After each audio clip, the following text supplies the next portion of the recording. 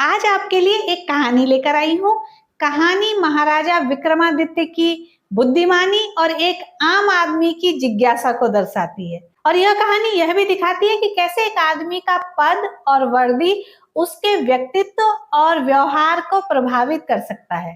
कहानी जानने से पहले जो लोग मेरे चैनल पर नए हैं, प्लीज मेरे चैनल को सब्सक्राइब जरूर कीजिएगा। एक समय की बात है, महाराजा विक्रमादित्य अपनी आदत के अनुसार वेश बदलकर अपने देश के आंतरिक हिस्सों में घूमा करते थे। एक दिन घूमते घूमते राजा एक ऐसे नगर में पहुंच गए जहां का रास्ता उन्हें पता नहीं था। रास्ता जानने के लिए वह किसी की तलाश करने लगे। तभी उनकी नजर सरकारी वर्दी पहने एक हवलदार पर पड़ी। वह उसके पास गए और उससे कहा, महाशय, यह कौन सा शहर है और आगे जाने का रास्ता क्या आप मुझे बता सकते हैं?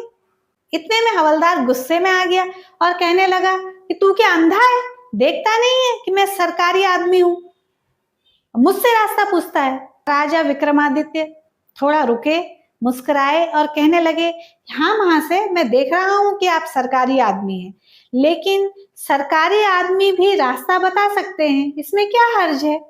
खैर कोई बात नहीं, अगर आप नहीं बताना चाहते हैं तो मैं किसी दूसरे से पूछ लूंगा, लेकिन इतना तो बता दीजिए कि आप किस पद पर तैनात हैं।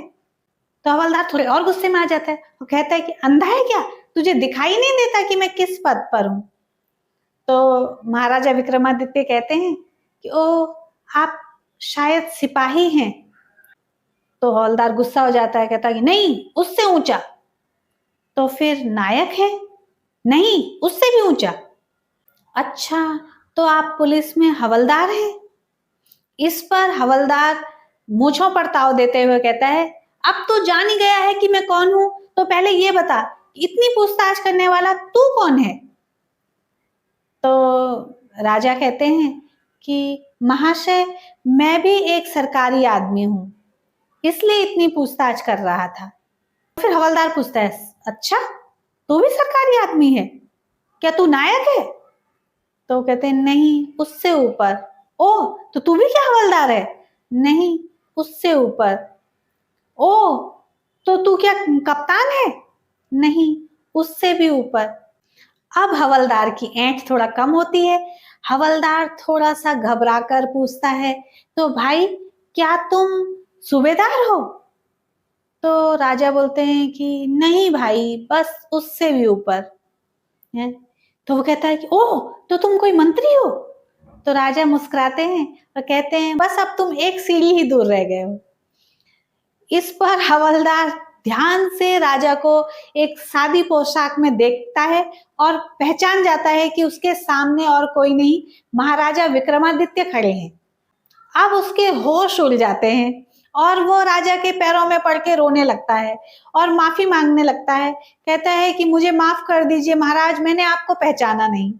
तो महाराज विक्रमादित्य उसे उठाते हुए कहते हैं कि अरे कोई बात नहीं, माफी मांगने की कोई जरूरत नहीं है, क्योंकि मैं जानता हूं कि जो जितने नीचे पद पर होता है वो उतना ज्यादा अकड़ता है। जब तुम बड़े बन जाओगे ना, तो मेरी तरह तुम भी विनम्र हो जाओगे। जो व्यक्ति मानसिक तौर पर या व्यवहारिक तौर पर जितना बड़ा, जितना ऊंचा होता है, वह व्यक्ति उतना ही विनम्र और उतना ही सहनशील होता है। इसीलिए तो कहा जाता है कि विद्या, धन, शक्ति सब कुछ है, लेकिन नम्रता और विनम्रता के बिना सब कुछ व्यर्थ है। जो व्यक्ति जितना नम्र होगा, जीवन में उसके पास सब कुछ होगा। जीवन में हमेशा उस पेड़ की तरह व्यवहार कीजिए जिस पर फल लदे हैं। हमेशा फल लदा हुआ पेड़ झुका होता है, और जो भी व्यक्ति फल के लिए उस पर पत्थर मारता है, वो कभी उसका प्रतिकार नहीं करता। तो ये आप डिसाइड कीजिए कि जीवन में आपको पत्थर मारने वाला बनना है या फिर पेड़ की तरह झुका हुआ। क्योंकि जो व्यक्ति आपको फल दे रहा है, उसे जीवन में हर कोई हमेशा याद रखेगा, उसकी विनम्रता के लिए, उसके अच्छे व्यवहार के लिए।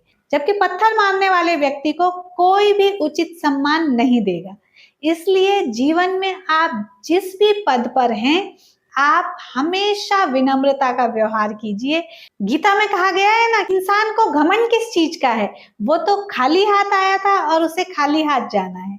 आज जो उसके पास है वो कल किसी और का था और कल किसी और का होगा। तो अपना व्यवहार, अपना व्यक्तित्व ऐसा बनाइए कि आपके जाने के बाद लोग आपको याद रखें।